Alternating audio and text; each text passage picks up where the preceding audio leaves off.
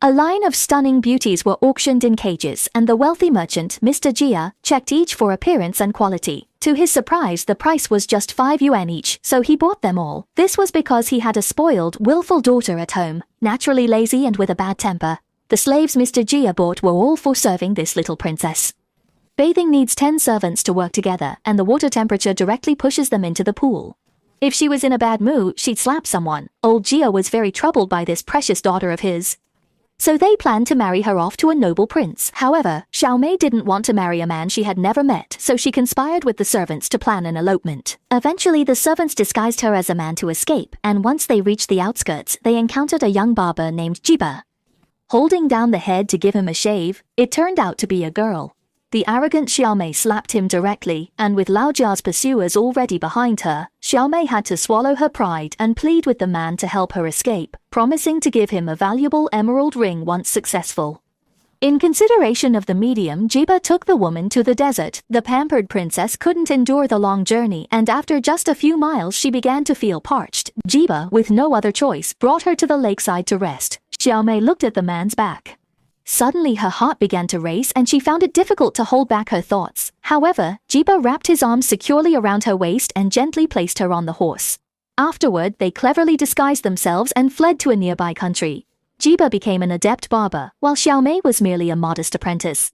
To avoid drawing attention, he could only endure humiliation because the news of his elopement had spread far and wide. Whoever captures him can receive 10,000 taels of gold. The merchant was very satisfied after getting his hair cut, so he invited the two to stay and watch the dance. Seeing the exotic beauty for the first time, Jiba was quite amazed, while the disguised young man completely ignored the beauty's presence. The merchant next to them was very curious, as this beauty was the kind of woman men dream of, and no man could resist her presence. After watching the dance all night, Jiba no longer wanted to leave, which made Xiao Mei feel very disgusted with his behavior. During their argument, the merchant overheard a secret, so he planned to capture them and claim the reward. With Jiba's desperate protection, they narrowly escaped danger. They both rode away from this troublesome place on horseback. In that moment, Xiao Mei felt a bit more fond of the handsome young man, but Jiba once again poured cold water on the situation, saying that his desperate protection was only to get the ring. As they were running halfway, they were caught by a team of attackers. A group of female desert bandits were on the hunt for prey, each of them an exceptional top-level expert. As the merchant passed with Jiba and Xiao Mei, the female bandits quickly drew their large knives and charged to rob them.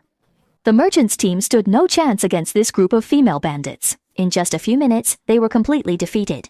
They were taken by the female bandits to Boulder Fortress. The place is well guarded and almost no one dares to enter. Trespassers were hung there, exposed to the sun for 3 days and nights. This time, coming out of the mountains was a huge success. They captured the rich merchant's daughter and snagged a few extra tickets for free.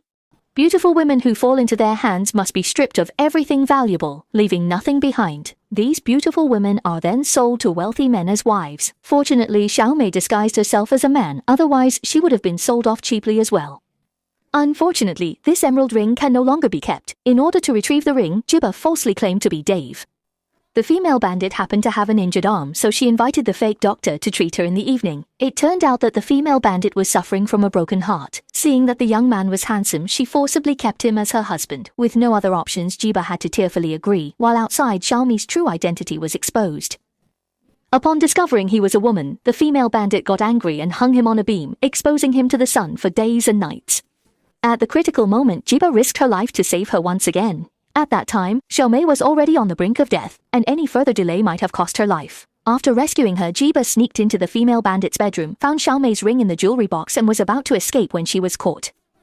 Both were left to dry under the sun. At a crucial moment, the female bandit reported that their slaves were intercepted by the prince, prompting the leader to go down the mountain to confront him. After enduring hardships, Xiao Mei realized her mistakes. If given the chance, she'd marry Jiba and be his wife, but sadly, her body is already about to give out.